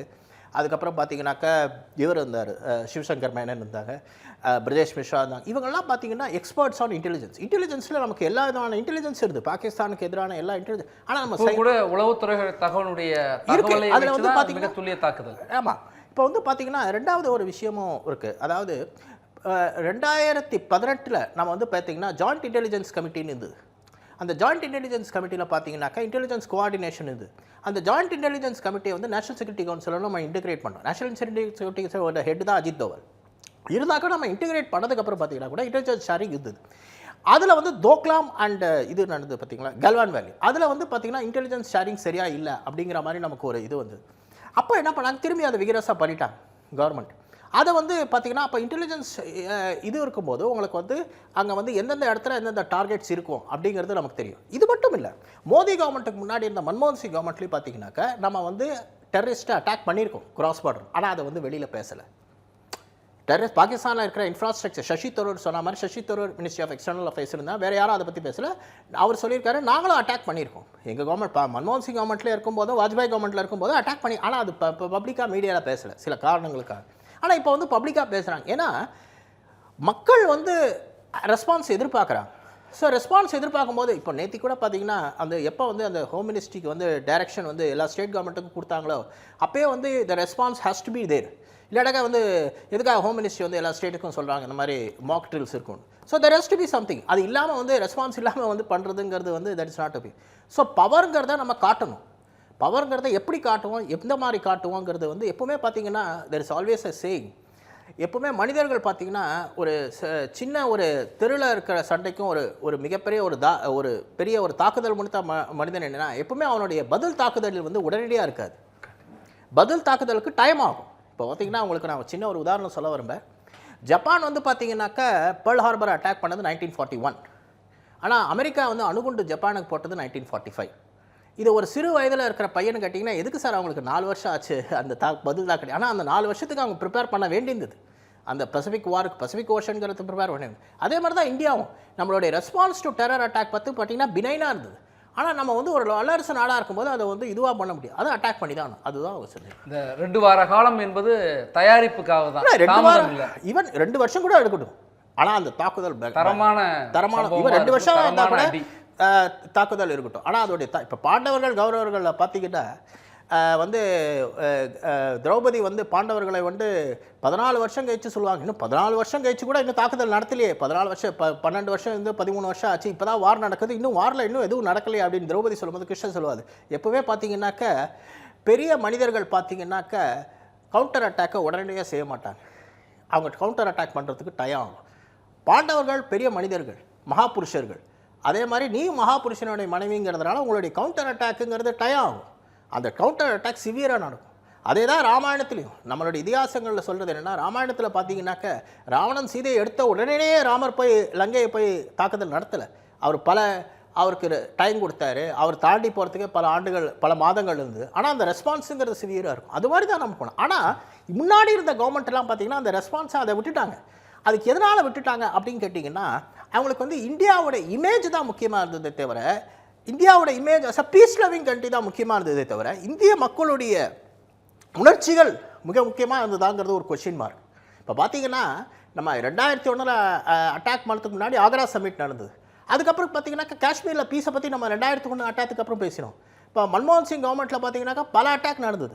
ஆனாலும் நம்ம பார்த்தீங்கன்னா பாகிஸ்தானோட பேசியிருந்தோம், சைனா அட்டாக் பண்ண நம்ம பேசியிருந்தோம், பங்களாதேஷ் வந்து பார்த்தீங்கன்னா நம்ம பிஎஸ்எஃப் ஜவான்ஸை பண்ணாங்க, அப்போ நம்ம பேசியிருந்தோம். பேச்சுவார்த்தை நடக்கிறதுங்கிறது வந்து பார்த்தீங்கன்னாக்கா நம்ம பேச்சுவார்த்தை நம்ம சிம்பிளான ஒரு கண்ட்ரி கிடையாது. We are country of 1 billion. இந்த உலகத்திலே மிகப்பெரிய ஜனநாயக நாடு, மிகப்பெரிய மக்கள் தொகை நாடு, பொருளாதாரத்தில் 3வது இது. நம்ம நாட்டுடைய இன்னும் பார்த்தீங்கன்னாக்கா அமெரிக்காவை எப்படி சொல்கிறாங்களா, we are the sleeping giant. இன்னும் இந்த ஜெயண்ட் இன்னும் அதிகப்படுத்த நம்மளால் செயல்படுத்த முடியும். அதுக்கான ஜியாகிரஃபி நம்மக்கிட்ட இல்லைனா கூட மக்கள் சக்தி நம்மக்கிட்ட இருக்குது. நம்ம வந்து பார்த்தீங்கன்னாக்கா ஒரு ஜியாகிரபிக்கலி பார்த்தீங்கன்னாக்கா ஒரு 7வது பெரிய நாடாக இருக்கலாம். ஆனால் மக்கள் சக்தி தான் நம்ம நாட்டுடைய மிகப்பெரிய சக்தி. அந்த சக்தியை வந்து தவறாக வந்து பண்ணதுனால தான் இன்றைக்கி வந்து பாகிஸ்தான் இதை பண்ணியிருக்காங்க. ஆனால் இந்த பாகிஸ்தான் செஞ்சதுனால அவங்க என்ன சொல்கிறாங்க, எங்களுடைய சிவிலியன்ஸ் அட்டாக் பண்ணாங்க, அதை அட்டாக் பண்ணாங்க, இது பண்ணாங்க. உங்கள் கவர்மெண்ட்டே வந்து எல்லாமே மிலிட்ரி தானே உங்கள் கவர்மெண்ட்டே ரூல் பண்ணது. உங்கள் டெமோக்ராட்டிக்கலி அமைப்புகள் இன்னைக்கு வந்து உங்கள் டெமோக்ராட்டிக்கலி எலெக்டட் இம்ரான் கான் எங்கே இருக்கார்? அவர் ஜெயிலில் இருக்கார். எங்கள் இது ஃபார்மர் பிரைம் மினிஸ்டர்ஸ்லாம் ஜெயிலில் இருக்காங்களா? இந்திய நாட்டுடைய ஃபார்மர் பிரைம் மினிஸ்டர் ஜெயிலில் இருக்காங்க. அவ்வளோ வேணாம் சார். ஏதாவது ஒரு பிரதமர் பாகிஸ்தான் வரலாற்றில் 5 வருடம் அவர் பதவி முழுமையாக நிறைவேற்றிய பணியாற்றிய ஒரு பிரதமர் பேரை சொல்லுங்க, நான் அதுக்கப்புறம் நான் விட்டுறேன். இது வந்து பார்த்தீங்கன்னாக்க ஆக்ரோஷங்கிறதையே வந்து ஒரு நாடாக வச்சுன்னு பண்ணியிருந்தாங்க. ஆனால் நம்ம இதில் ஆக்ரோஷங்கிறது இருக்குது, ஆனால் அது எப்படி இருக்குங்கிறது வேறு. இப்போ நம்மளாம் இப்போ பார்த்தீங்கன்னா ஒரு ஜஸ்ட் ஒரு விவாதத்துக்கு சொல்ல, நம்ம நாட்டுடைய மிகப்பெரிய சக்தி வந்து பஞ்சாப். புரிஞ்சுதா? பஞ்சாப் வந்து பார்த்தீங்கன்னாக்கா நம்ம நாட்டில் வந்து பஞ்சாப் வந்து ஒரு வெரி டாமினேட்டிங் பவர். கிரிக்கெட்டாக இருக்கட்டும், பாலிவுட்டாக இருக்கட்டும், எந்த ஒரு இதுவாக இருக்கும். அவங்க எப்படி இருக்காங்க? பாகிஸ்தான்லேயும் பஞ்சாப் டாமினேட்டட். ஆனால் அவங்க எப்படி இருக்காங்க? அதுக்கு தான் ஒரு இங்கிலீஷில் ஒரு ப்ராப்ளம் உண்டு. It is true that Pakistan is a Punjabi country, but don't underestimate Punjabis because of Pakistan. ஏன்னா நம்ம நாட்டில் பஞ்சாப் ஒரு சர்தாரை நம்ம இப்போ பிரைம் மினிஸ்டராக எடுத்துரும். இன்றைக்கி பாலிவுட் பார்த்தீங்கன்னா ஃபுல்லாகவே இவங்க தான். அவங்களாம் ப்ரொடக்டிவாக இருக்காங்க. ஆனால் பாகிஸ்தானால் ஏன் ப்ரொடக்டிவாக இருக்க முடியல? அவங்கக்கிட்ட இருக்க ஏதோ ஒரு தவறான ஒரு கண்ணோட்டம் இருக்குது. அவங்களுடைய நாட்டில் இடம் சரியில்லை, அவ்வளோதான். இருக்கிற இடம் சரியில்லை. அப்படிதான் இல்லை, பாகிஸ்தான் பிறந்ததே உருவானதே ஒரு தப்பான ஒரு வழிமுறை. அது ஒரு பெரிய நீண்ட விவாதம். நம்ம இன்றைக்கு உள்ள வர்றப்ப நம்ம பஹல்காம் தாக்குதலுக்கு பிறகு நாமளே இது போல ஒரு சிறப்பு விவாதத்தில் நிலையில் பேசுகின்ற பொழுது உளவுத்துறையினுடைய தோல்வி ஒரு காரணம் அந்த பஹல்காம் தாக்குதலுக்கு. ஆனால் இன்றைக்கு வெளியுறவுத்துறை செயலாளர் சொல்லியிருக்காரு, உளவுத்துறை கொடுத்த மிக துல்லியமான தகவல் அடிப்படையில் தான் மிகச்சரியான அந்த தாக்குதலை நாங்கள் நடத்தியிருக்கோம் அப்படின்னு சொல்கிறார். சார் குறிக்கிறாங்க சுருக்கமா சார். இதில் வந்து பார்த்தீங்கன்னா இது எதனால் இந்த உளவுத்துறை பிரச்சனை வந்தது அப்படின்னு கேட்டிங்கன்னா, குஜராத் பிரைம் மினிஸ்டராக இருக்கும்போது குஜராத் டாக்டரின்னு ஒன்று கொண்டு வந்தார். அதில் வந்து என்ன பண்ணிங்கன்னா கிராஸ் பார்டர் இன்டெலிஜென்ஸை நம்ம ஸ்டாப் பண்ணிட்டோம். அதோடைய பாதிப்புகள் பார்த்தீங்கன்னா கிட்டத்தட்ட 10 வருடங்களாக நம்ம நாட்டுக்கு தீவிரவாதிகள் தாக்குதல் பாகிஸ்தான்லேருந்து வந்து. அதுக்கு முன்னாடி பார்த்தீங்கன்னா இந்த மாதிரி தீவிரவாத தாக்குதல் நடத்தும் போது நம்ம சொல்லிடுவோம், நீங்கள் எங்ககிட்ட தாக்குதல் நடத்தினா நாங்கள் பலுச்சிஸ்தான்லேருந்து உங்களுக்கு தாக்குதல் நடத்தும். அது இப்போ இல்லை. அந்த குஜராத் டாக்டரின் அதை ஸ்டாப் பண்ணுது. அதுக்கப்புறம் அந்த நேஷனல் செக்ரட்டரி அது எம்.கே. நாராயணன் மிக அருமையாக சொல்லியிருந்தார். நம்ம நாட்டு தமிழ்நாட்டை சேர்ந்தவர் எம்.கே. நாராயணன் அது சொல்லியிருந்தார். அதை வந்து பார்த்தீங்கன்னாக்கா வந்து இவங்க அஜித் தோவல் அதை வந்து திரும்பி ஏற்படுத்திடும். அந்த குஜராத் டாக்டரிங்கிறத ஸ்டாப் பண்ணிவிட்டு நம்ம வந்து பாகிஸ்தானுக்குள்ளேயே நமக்கு இன்டெலிஜென்ஸ் இருக்குது, வேல்யூபிள் இன்டெலிஜென்ஸ். ஏன்னா அவரே பாகிஸ்தான் இன்டெலிஜென்ஸ் இருந்திருக்காரு. அந்த வேல்யூபிள் இன்டெலிஜென்ஸ் நமக்கு கிடைக்கும் போது ரா ஐபி சர்வீஸ் இன்டெலிஜென்ஸ், அதை தவிர வந்து பார்த்தீங்கன்னாக்கா அந்த இன்டெகிரேட்டட் சர்வீஸ் இன்டெலிஜென்ஸ், இந்த இன்டெலிஜென்ஸ் வந்து நமக்கு வேல்யூபிள் இன்டெலிஜென்ஸாக இருக்குது. இன்டெலிஜென்ஸ் ஃபெயிலியருங்கிறது பார்த்தீங்கன்னாக்கா ஒரு வாரை வெற்றி அடைகிறதுக்கும் தோல்வி அடைகிறதுக்கும் மிகப்பெரிய ஒரு முக்கியமான ஒரு ஃபேக்டர் தான் இன்டெலிஜென்ஸ். ஸோ பார்த்தீங்கன்னா பேசலாம், நம்ம தொடர்ந்து பேசலாம். நிறைவு பகுதியை நோக்கி வந்திருக்கோம். இந்த சிறப்பு விவாதத்துடைய நிறைவு பகுதி போர், அதாவது தாக்குதல் என்பது தொடங்கியிருக்கு. இந்த விவாதத்துக்கான நிறைவு பகுதிக்கு வந்திருக்கோம். ஒரு சிறிய இடைவேளைக்கு பிறகு இணைந்து நம்ம தொடர்ந்து பேசலாம். மக்களே, thank you for overwhelming response. நம்ம G Square Aranya record breaking success of phase 1 sold out, அதுவும் வெறும் 56 hoursல. உங்களுக்காக இப்போ phase 2 is open now. Launching G Square Aranya at Poru, bang on Chennai bypass service road. Villa plots ranging from 800 to 3800 square feet.